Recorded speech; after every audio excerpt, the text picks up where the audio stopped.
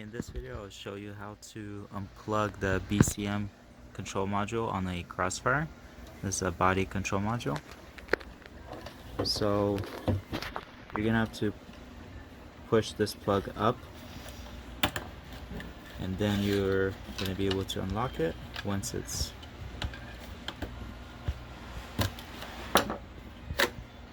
so it just pops out.